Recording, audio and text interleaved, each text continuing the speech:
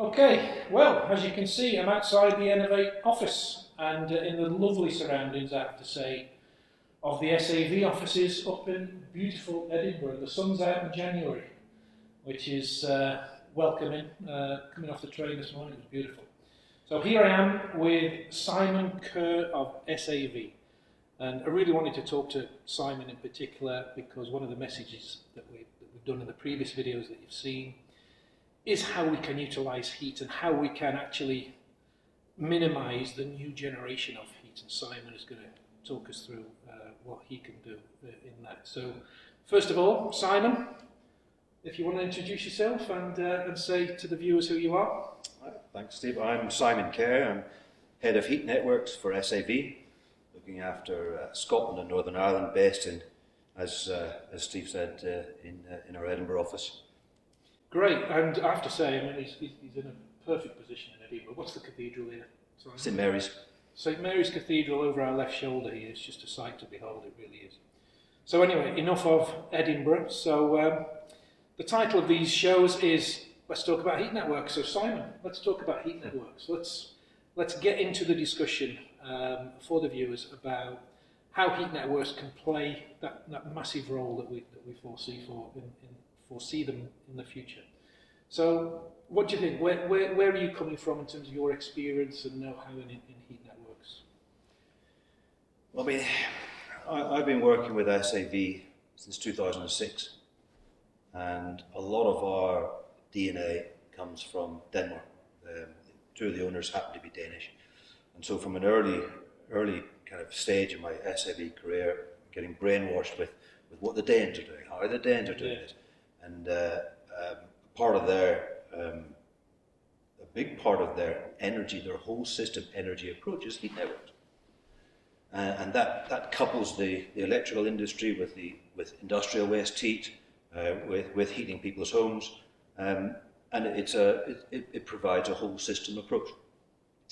And so when you compare that to where we are in the UK, we've got a very siloed approach. We've got gas in our homes predominantly, where electricity looks after the electricity grid. Yeah. Industry is on its own, it sits and does what it does, and then nothing is connected. We don't have this circular economy idea. Why are the Danes so advanced then? Why are they there and we are not? Necessity. I mean, necessity is the mother of all invention, as the saying goes. And they had heat networks before the oil crisis. OPEC cut off the oil in the kind of 70s and 80s, but they weren't as expansive as they were now. So they had no gas, they had no coal. Right. So they're importing oil and they're doing a bit of biomass and stuff like that. So when OPEC cut the oil off, they realised how dependent they were on outside imports. And so they decided to go down an energy efficiency route, using every last drop as wisely as possible, as efficiently as possible, and turning their power stations into CHP. Yeah. So rather than dumping all the heat out to sea, they would collect the heat and pump it through a network of pipes into people's homes, and use that heat. And that's it expanded from that. I mean, it just makes sense. I mean, it's such an obvious thing to look back on. The need was there, so they created a solution to the need. Yeah. Which is where we are now, sort of in the UK. We didn't have that need back in the day because of obviously our availability, especially local up here for North Sea gas and so on. But we do now have a need for climate change reasons and so on. So we now need to adopt that philosophy. Yeah, and it's a sensible kind of approach. It's a waste not, want not approach. What is the point in throwing away energy needlessly, or paying wind farms to turn off? I mean, and that's only getting, what was £1.4 billion last year to pay wind farms. So if we had a whole system approach that we could utilise otherwise wasted electrical energy, turn that into heat, otherwise heat from industry, turn that into heat, and connect them all with a network of pipes, that would create this kind of circular economy. Going back to the waste not, want not, we can provide heat, decarbonised heat at a price people can afford, and the whole thing just makes common sense. It does, and that's the sort of message that I always say, that we're not trying to invent something here, force the issue here. It just makes absolute sense to utilise heat where possible. And it's not just heat either, it's resource, because years ago, a bit of a name drop here, Simon, but I was on a catamaran with Ellen MacArthur. As you do. Now, you know, who hasn't been on a catamaran with Ellen MacArthur? But I was on this catamaran. And it was just me and her at one point, and she was basically saying that message in the sense of, she had one boat, she had the things that were on that boat, and she had to make the journey around the world with the resources that she had available to her. So every single thing that she could utilise, make use of, reuse, etc., minimise the use of, that was it. And she gave that message in a very powerful way, in an analogy kind of way, or to make the analogy that Earth is a boat, essentially. We've only got so many resources, and therefore we have to utilise those resources without wasting things over and over and over again. And heat networks just offer that solution to me, which makes complete sense. So we understand the Danes had the need back in the sort of 1970s and so on, and put their processes in place. Now we've got a need, haven't we? We've got to start looking at the way that we produce heat, and we've got to look at the way of minimising risk to that heat, and also cost, of course. And political uncertainty plays into that greatly. So if we can utilise our heat locally and rely on ourselves more and more, then it's got to be a good thing. I think the local resource is important, because if you look at, I live in East Lothian, and East Lothian have got a plan for a large heat highway, a heat transmission line, utilising the massive amount of wind electricity that is currently landing on shore in East Lothian, and is proposed, I think, up to 6.5 gigawatts of electricity is coming on shore in East Lothian.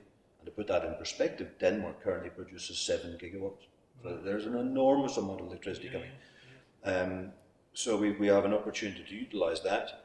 And that's from a local point of view. And looking at the study from East Lothian, East Lothian's gas residential bill is £55 million a year. And that currently just goes straight out. That doesn't stay in the local community. It goes to Spain or France, or whoever owns the gas companies.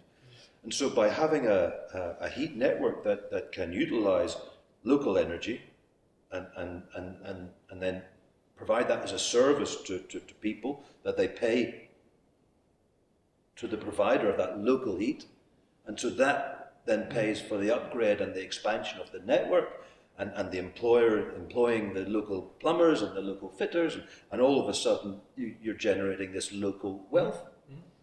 And so we can try to tackle the fuel poverty side of things by creating heat as cheaply as possible, and that's important. And we believe that scale is the important part. Your heat source, so whether that be otherwise curtailed wind or otherwise heat up the chimney from industry.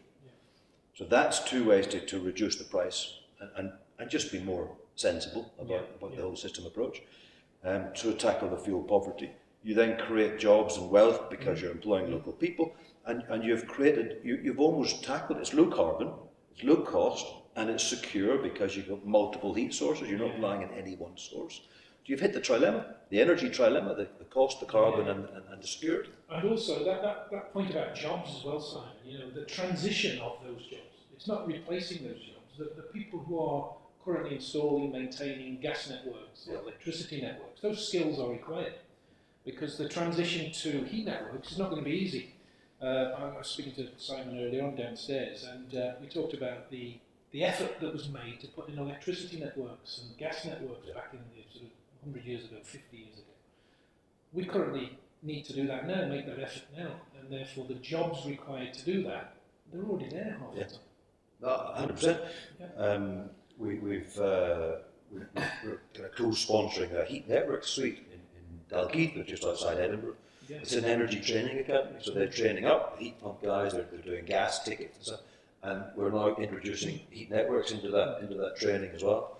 And they very much see the the transition from gas network to heat network as a very transferable skill. Yeah. So all the gas engineers out there that are going, crikey, we see our industry shrinking. Well, that's hopefully will be kind of replaced with a growing heat network industry. Absolutely, it's just transferring as far as I'm Absolutely. concerned. It's an absolute need.